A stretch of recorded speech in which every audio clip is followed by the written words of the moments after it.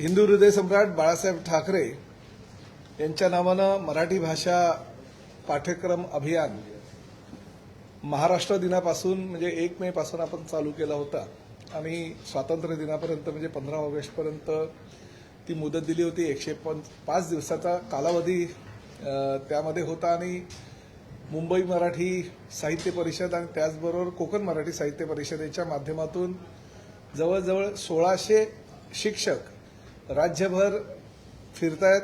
आजही अभ्यासक्रम चालू आहे। हिंदी भाषिक रिक्षा टॅक्सीज बरोबर ओला उबेर रॅपिडो सारख्या ज्या काही दुसऱ्या संस्था आहेत त्या संस्थांमध्ये काम करणारे हिंदी भाषिक जे ड्रायव्हर आहेत त्यांना मराठी भाषा शिकवण्याचा जो अभिनव उपक्रम मराठी भाषा विभाग आणि परिवहन विभागाच्या वतीनं आम्ही राबवला आहे।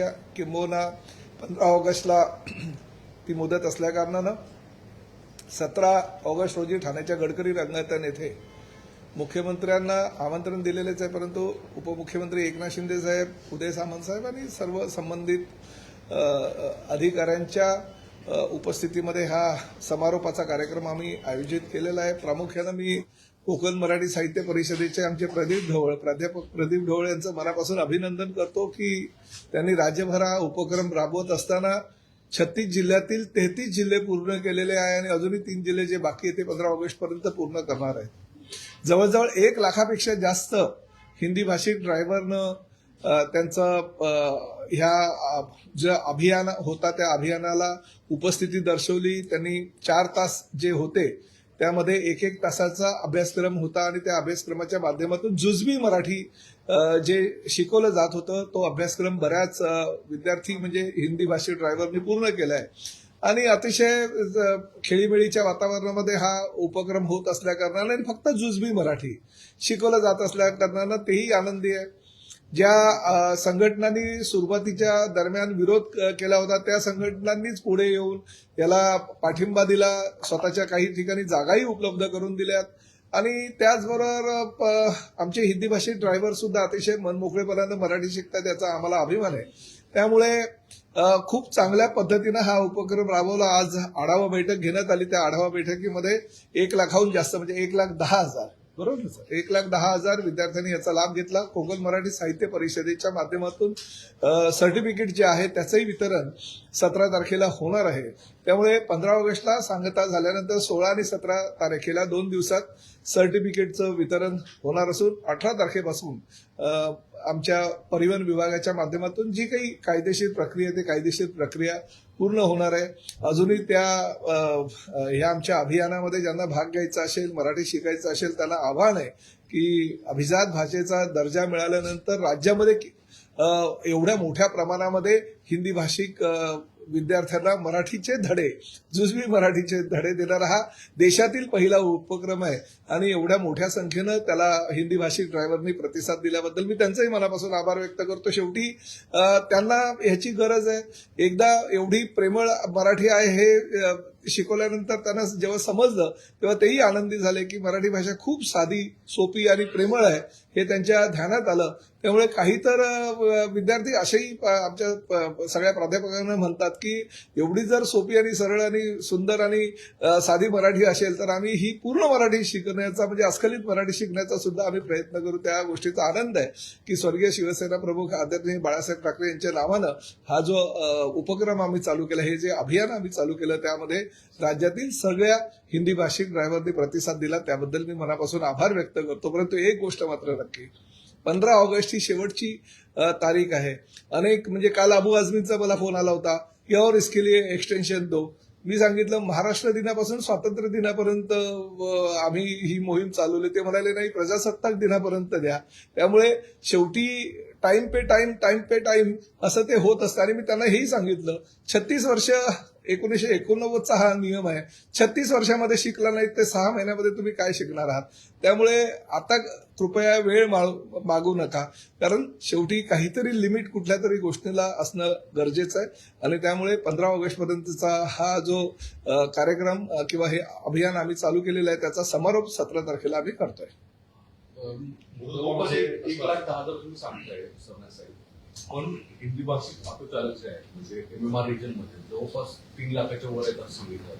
म्हणजे अजून इतके की ज्यांना एकतर येतं किंवा त्यांनी इंटरेस्ट नाही दाखवत. एक गोष्ट मी तुम्हाला सांगतो, जे मुजोर चालक आहेत ते जर येत नसतील तर त्यांना मी पर्याय नाही. हे तर फक्त कुणीही भविष्यामध्ये आम्हाला किंवा शासनाला असं सांगू नये की आम्हाला संधी उपलब्ध करून दिली नाही म्हणून आम्ही हे अभियान राबवलं. खरं तर ह्या अभियानाची गरज म्हणजे कायद्याच्या कक्षेमध्ये कुठेही नाही, परंतु मराठी भाषा विभाग आणि परिवहन विभागाने घेतलेल्या पुढाकारांना, आमच्या अधिकाऱ्यांनी घेतलेल्या पुढाकारांना आम्ही ती मुदत दिली. परंतु शेवटी कायद्याच्या कक्षेमध्ये लायसन्स देत असताना 1989चाच नियम आहे की जो मराठी जी आहे जुजबी मराठी येणं गरजेचं आहे. त्यामुळे त्यांनी आतापर्यंत शिकायला हवं होतं. परंतु आता जर 3 लाखापेक्षा ड्रायव्हर असतील आणि मग आता फक्त 1,10,000नीच हे शिकलं असेल तर बाकीच्यांनी काय करावं हा त्यांचा वैयक्तिक प्रश्न आहे. आम्ही संधी उपलब्ध करून दिली, त्यांना संधीचं सोनं करण्याची संधी दिली, परंतु त्यांनी जर ते टाळलं असेल तर आमचा नाईलाज आहे. हा, कारवाई सुरू करणार ना आम्ही. मग अर्थ काय त्याला, जे आहे कायद्याच्या कक्षेमध्ये जे काही निकष आहे त्या निकषानुसार कायद्याच्या कक्षेमध्ये राहून आम्ही कारवाई करणार. 18 तारखेला परिवहन विभागाच्या वतीनं आम्ही एक जो काय ह्या सगळ्या गोष्टी संपल्यानंतर जो काही राईड घ्यायचा असतो त्यासाठी आम्ही निर्णय घेणार, परिवहन आयुक्त आणि आम्ही बसून. परंतु शेवटी कुठल्या तरी गोष्टीला काहीतरी अंत असतो आणि अंतिम मुदत 15 ऑगस्ट ही होती, त्यांनी शिकायला हवं होतं.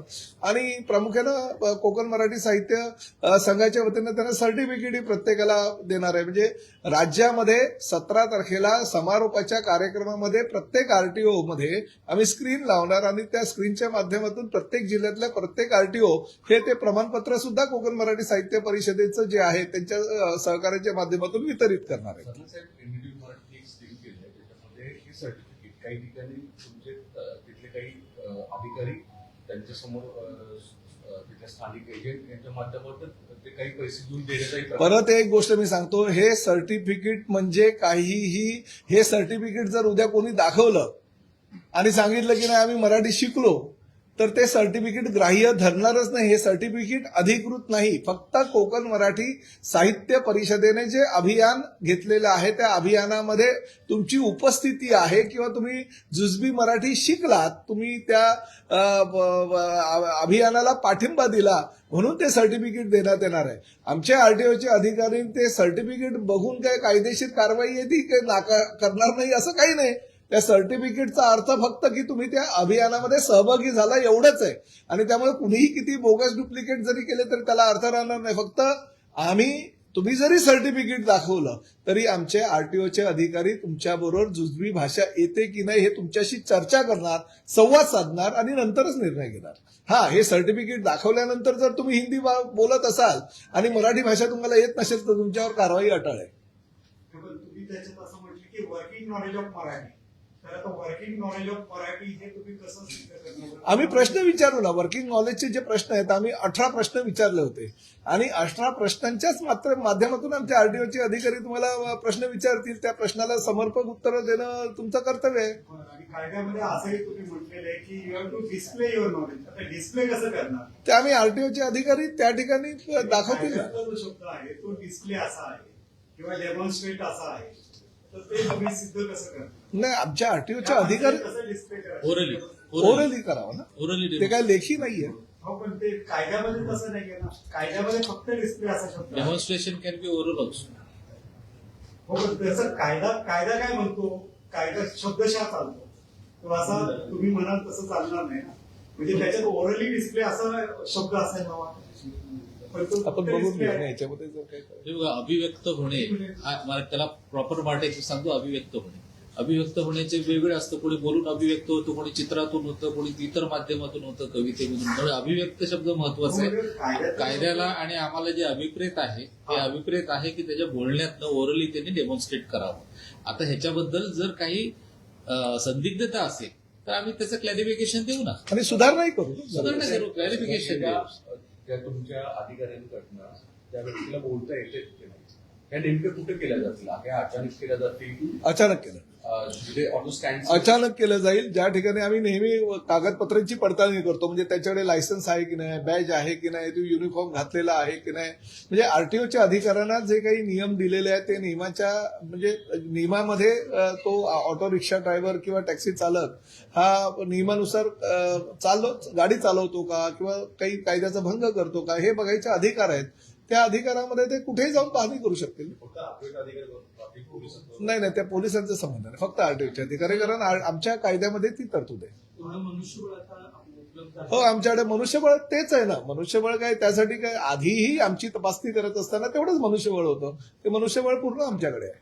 तुमच्याकडे आता ज्या लोकांना हे दिले म्हणजे प्रशिक्षण देतात त्या ठिकाणी त्यांच्याकडून त्या महामंडळाचे स्थापन केलेले त्याचे 500 रुपये वगैरे भरून घेतात. त्याच्याबद्दल बरीच असं काही माझ्याकडे तरी अजूनपर्यंत तक्रार आलेली नाही, परंतु शेवटी महामंडळ हे त्यांचंच आहे आणि 500 रुपये नाही, ते महामंडळाचं सभासद होण्यासाठी 800 रुपये सभासदत्व फी राज्य शासनानं ती मंजूर केलेली आहे. म्हणजे 800 रुपये फी अधिकृतरित्या आरटीओच्या अधिकाऱ्यांकडे भरल्यानंतर त्याला त्याचं सभासदत्व मिळतं. आणि हे पैसे धर्मवीर आनंदिके साहेबांच्या नावानं जे काही रिक्षा, टॅक्सी, ओला, उबेर, रॅपिडो म्हणजे ह्या प्रवासी वाहनांना सगळ्यांना त्याचा फायदा होणार आहे. प्रामुख्याने त्यामध्ये कामगार कल्याण सेवेच्या माध्यमातून ज्या काही कामगार विभागाला ज्या काही सुविधा दिलेल्या आहे कामगार कल्याणकारी मंडळाला, त्या सगळ्या सुविधा यातनं देण्याचा आमचा प्रयत्न आहे आणि तो प्रयत्न आम्ही करतो. आतापर्यंत जवळजवळ 32,000हून अधिक ऑटो आणि टॅक्सी ड्रायव्हरांचे सभासद झालेले आहेत. माझा तर खात्री आहे की पुढल्या काही महिन्यांमध्ये म्हणजे ह्याच वर्षामध्ये आम्ही 1 लाखाचा टप्पा राखू. त्यासाठी काही आवश्यक नाहीये की कोणी जबरदस्तीनं त्यामध्ये सहभागी व्हावं, त्यांच्यासाठीच आहे ते महामंडळ, त्यांचंच आहे. जबरदस्तीने सहभागी होऊ नये वगैरे किंवा पण आता जर त्यांना त्या प्रशिक्षणात भाग घेतल्याशिवाय पुढचं हे होणार नाही. आणि नाही, एक गोष्ट मी सांगतो, प्रशिक्षणामध्ये भाग घेणं हे काही कायदेशीर दृष्ट्या बंधनकारक नाही. ही जी योजना किंवा हे जे अभियान राबवलंय हे काही रिक्षा टॅक्सी संघटनांनी सांगितलं होतं की आम्हाला थोडंसं मराठी शिकण्यासाठी वेळ द्या, आम्हाला मराठी शिकायला शिक्षक द्या, आम्हाला मराठी शिकण्यासाठी जागेची उपलब्धता करून द्या.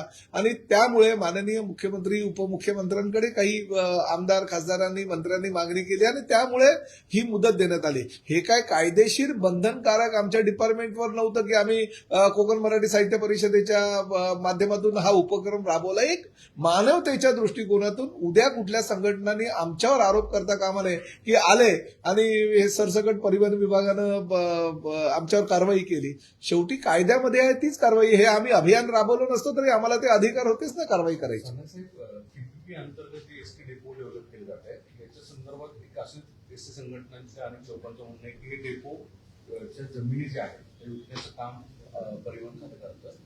मुख्यमंत्र्यांचा असा दावा येतोय कारण की यांना मुख्यमंत्र्यांना सुद्धा विचारलं होतं काही दिवसांपूर्वी, त्यांचं असं म्हणणं आहे की नाही आम्ही सरसकट करत नाही. पण ही डेव्हलपमेंट करताना काही ठिकाणी असं स्वरूपात एबीसीडीच्या अंतर्गत जे डेव्हलपमेंट प्रोजेक्ट होणार आहे ते मोठ्या शहरातले आधी होणार त्याचं किंवा निम्न शहरी भागात होणार आहे आणि याच्यामुळे खाली खूप मोठ्या प्रमाणात अडचण होती असं समजतं. नाही, तसं बिलकुल नाहीये. पहिलं तर गोष्ट तुमची म्हणजे आम्ही जे एसटी महामंडळाच्या ज्या जागा डेव्हलप करणार आहोत त्या मालकी हक्कानं कुणालाही देणार नाही. मालकी ही एसटी महामंडळाचीच राहील.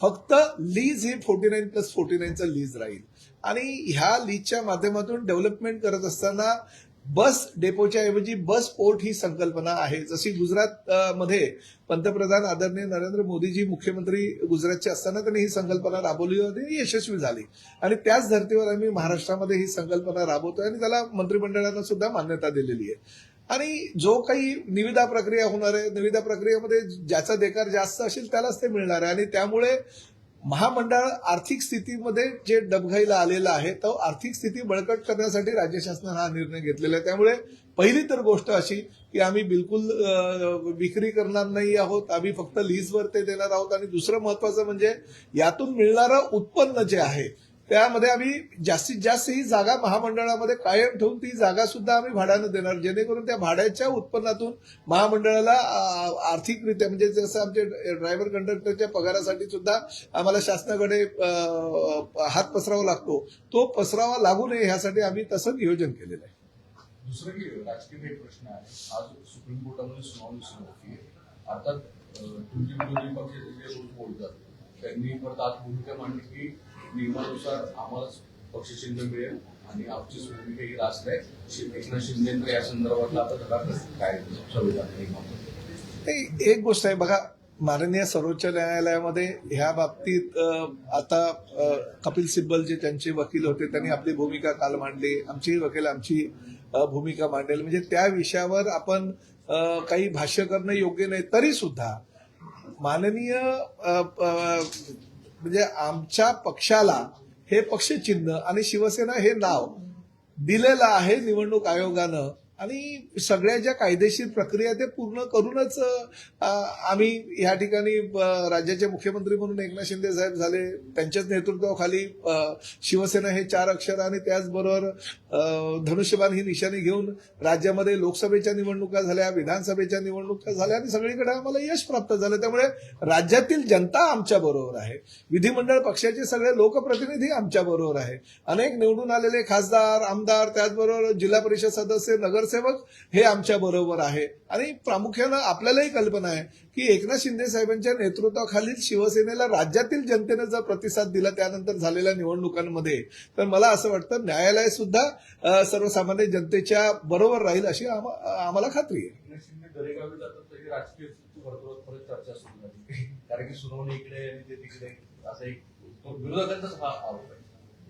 नाही, दरेगावात जाणं काय, माझ्या स्वतःच्या गावी जाणं हे काय चुकीचं. आणि शेवटी कसं आहे ते काय दिल्लीला कोणी निवडणूक म्हणजे ही सुनावणी आहे म्हणून कोणी गेलेलं नाहीये कुठल्या पक्षाचे प्रमुख, म्हणून ते तुमच्या माध्यमातून आम्हाला कळतच असतं की तिकडे काय प्रक्षेपण चालले म्हणजे काय चाललेलं आणि ते काय काय न्यायालयामध्ये कोण वकील कुठली भूमिका मांडतं. त्यामुळे दरेगावात ते जर पावसाळ्यामध्ये आता खरीपाचा हंगाम आहे, ते शेतकरी आहेत आणि शेतकरी कुटुंबातली असल्या कारणानं शेती ह्या विषयावर त्यांना अतिशय जास्त आवड आहे आणि ते स्वतः शेती करतात. जर दरेगावामध्ये जाऊन ह्या हंगामामध्ये चांगला पाऊस सातारमध्ये पडलेला आणि त्याचा जर फायदा घेऊन ते शेतीसाठी त्या ठिकाणी गेले असेल तर चुकीचं काय आहे.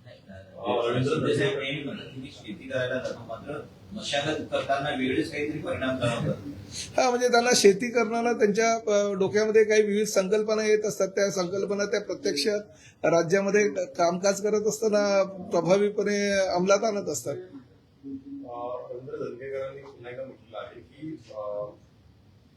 लाडकी बहीण योजनेमुळेच भाजप सत्तेमध्ये आलेला आहे आणि कुठेतरी भाजप शिवसेनेला संपू पाहते. नाही, असं काही उलट भारतीय जनता पक्षाची सोबत घेऊन आम्ही आता सत्तेवर आहोत. केंद्रात एनडीएचं सरकार आहे, राज्यामध्ये महायुतीचं सरकार आहे. जिल्हा परिषदेच्या, पंचायत समिती आणि महापालिकेच्या निवडणुकांमध्ये महायुतीची सत्ता अनेक ठिकाणी आलेली आहे. ही वस्तुस्थिती आहे की लाडक्या बहिणीची योजना मुख्यमंत्री म्हणून काम करत असताना एकनाथ शिंदे साहेबांच्या संकल्पनेतून जी निर्माण झाली आणि त्यांनी ती जी योजना आहे ती प्रत्यक्षात त्याची अंमलबजावणी केली, त्यामुळे महायुतीला भरघोस प्रमाणामध्ये यश मिळाले ही वस्तुस्थिती आणि त्याचं श्रेय सगळं एकनाथ शिंदे साहेबांकडेच जातं. धनगेकर वारंवार असे आरोप करतायत, एकतर तुमच्याकडे थांबवलं जात नाही आणि तुमचं भाजपाचं काहीच त्यात फारसं मूल्य नाही असं 2024 असं त्यांचा जो दावा आहे. ते ठीक आहे, आता प्रत्येक जिल्ह्यामध्ये प्रत्येक जण नेते मंडळी जे आहेत आपली भूमिका मांडत असेल आणि पक्षश्रेष्ठी त्या विषयावर नक्कीच विचार करतात. मनोज जरांगे पाटलांनी आता पत्रकार परिषद घेऊन असा आरोप केलेला आहे की सरकार जाणीवपूर्वक कुणबी प्रमाणपत्र जे मराठा समाजाला दिले गेले आहेत ते जाणीवपूर्वक म्हणजे कट करून ते रद्द करत आहे.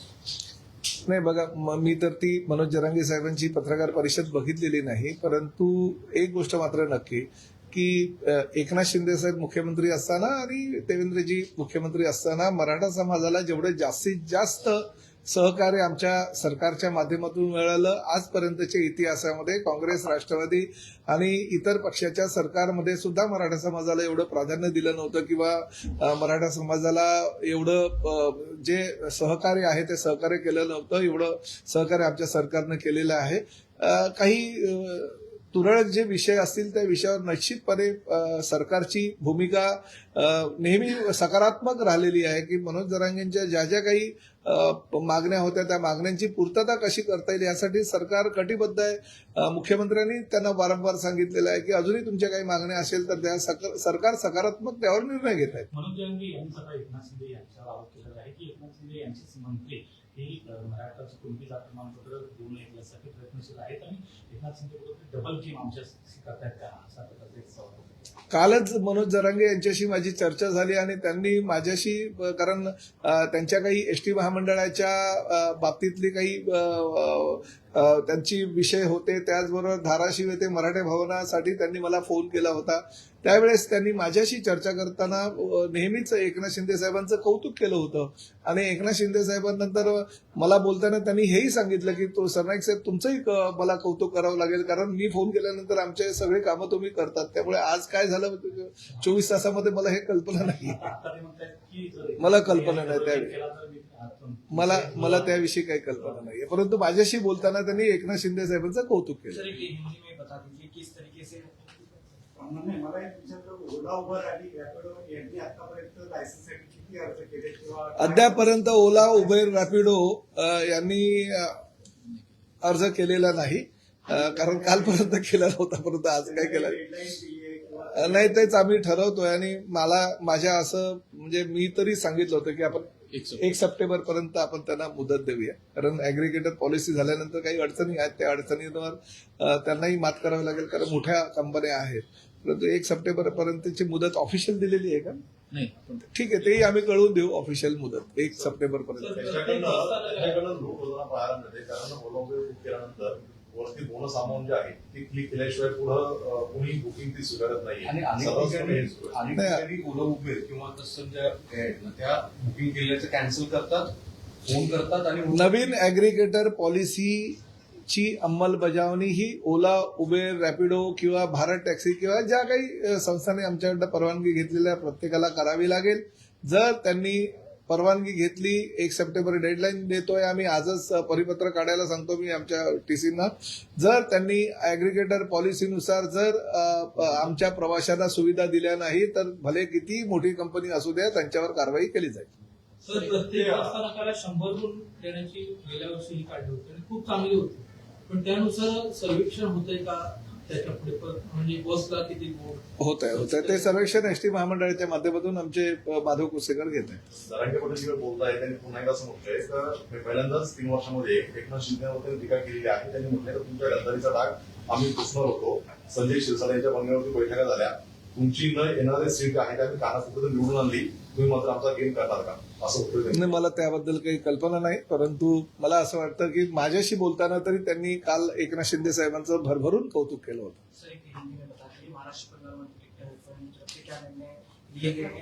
राज्य में महाराष्ट्र दिन से लेके स्वतंत्रता दिवस तक यानी 15 अगस्त तक हमने 105 दिन का कार्यक्रम किया था और कोकण मराठी साहित्य परिषद और मराठी भाषा विभाग इनके माध्यम से जो हिंदी भाषी हमारे ड्राइवर है जो अन्य राज्यों से महाराष्ट्र में रोजी रोटी के लिए आए हैं उनके रोजी रोटी के ऊपर कानूनन कोई कार्रवाई नहीं होनी चाहिए. उनकी रोजी रोटी यही महाराष्ट्र में चलनी चाहिए. तो कुछ संस्थाओं ने कुछ संगठनों ने हमारे पास मांग की थी कि इनको मराठी भाषा सीखने के लिए थोड़ा सा वक्त दिया जाए और उस माध्यम से हमने 105 दिन का ये वक्त दिया था. 15 अगस्त तक ये डेडलाइन उसकी है और 17 अगस्त को ठाणे के गडकरी रंगायतन में इसका समारंभ किया जाएगा. कोकण मराठी साहित्य परिषद के माध्यम से उनको जो हिंदी भाषिक हमारे ड्राइवर है उनको उन्होंने अभियान में जो पार्टिसिपेंट वो हो गए इसलिए सर्टिफिकेट भी दिया जाएगा.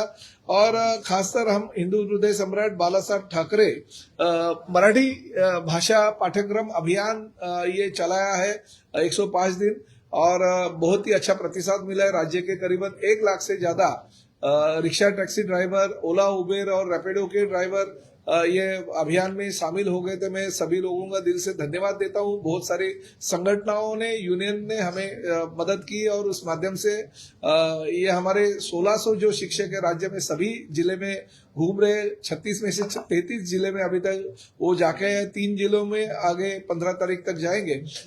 मैं यही कहना चाहता हूं कि हमारे हिंदी भाषी ड्राइवर लोगों को मराठी सिखाने के लिए हमने बहुत कोशिश की और वो कोशिश का फल भी मिला, क्योंकि उतना ही मराठी बोलना है जो प्रवासियों के साथ बोल सके, यानी जिसको हम जुज़बी मराठी बोलते हैं। तो बहुत सारे जो प्रशिक्षक है उनको हमारे टैक्सी ड्राइवरों ने और रिक्शा ड्राइवरों ने धन्यवाद भी दिया है। तो मैं सभी लोगों का दिल से धन्यवाद देता हूं और साथ ही में ये भी कहना चाहता हूं कि ये मोहलत अभी 15 अगस्त तक थी। 17 तारीख को इसका कार्यक्रम होने के बाद में कानूनन जो कार्रवाई है महाराष्ट्र में हमारे आरटीओ डिपार्टमेंट के माध्यम से वो की जाएगी। जिन्होंने इस अभियान का लाभ लिया उनके भी जो प्रमाण पत्र दिए गए हैं, प्रमाण पत्र देखते हुए उनके साथ भी हमारे अधिकारी संवाद करेंगे। उनको भी अगर प्रमाण पत्र मिलने के बाद में भी अगर मराठी नहीं आता रहेगा तो उनके ऊपर भी कार्रवाई की जाएगी। मगर एक बात उतनी है कि महाराष्ट्र में अगर आपको व्यवसाय करना होगा तो मराठी आना ही होगा। को लेकर क्या कार्रवाई की जाएगी, जिस तरीके से ऐप बनाकर उस पर डिस्काउंट की जो सब नहीं, देखिए एग्रीगेटर पॉलिसी हमने डिक्लेयर की है। एग्रीगेटर पॉलिसी के माध्यम से ओला, उबेर, रैपिडो, भारत टैक्सी, छावा या जो भी देवदत्त टैक्सी है जिन्होंने हमारे पास परमिशन मांगी है उनको अब परमिशन देते हैं। 2 संस्थाओं को अभी तक परमिशन दी गई, उसमें भारत टैक्सी है और साथ ही में देवदत्ता है। बाकी के लोगों ने अभी तक परमिशन हमारे पास मांगी नहीं है, मगर 1 सितंबर की मुदत हमने दी है कि 1 सितंबर के दिए हुए मोहलत के अंदर अगर उन्होंने हमारे पास परमिशन मांगी तो उनको परमिशन दी जाएगी, मगर एग्रीगेटर पॉलिसी के हिसाब से ही उनको कार्रवाई करनी पड़ेगी, नहीं तो कानूनन उनके ऊपर कार्रवाई परिवहन विभाग को करनी पड़ेगी। शिवसेना पार्टी का जो सिंबल है सुप्रीम कोर्ट में मामला चल रहा है, विपक्ष जिस तरीके से आरोप लगा नहीं, देखिए विपक्ष आरोप लगाने को तो विपक्ष आरोप लगाते ही है, मगर ये बात उतनी तय 2022 के बाद में ये जो न्यायालय में भूमिका विपक्ष लगा रहे हैं, हमारी यही कहना है कि शिवसेना पार्टी हमारे पास ऑफिशियल जो है इलेक्शन कमीशन ने दी है, धनुष्यबाण निशानी भी इलेक्शन कमीशन ने हमारे पास दी है और उस माध्यम से हम जो एमएलए का इलेक्शन हम लोग ने जीता, 40 हमारे एमएलए थे, हम 60 ले आए, हमारे सांसद भी जीत के आए। तो सिंबल जो है हमारे पास होने के बावजूद हमने ये इलेक्शन लड़ा और उसमें लोगों का भी हमें ज्यादा से ज्यादा प्रतिशत मिला। तो ये सिंबल और नाम जो है ये हमारा ही है और हमारे वकील जो भी सीनियर काउंसिल है सुप्रीम कोर्ट में अपनी भूमिका स्पष्ट करेंगे। धन्यवाद।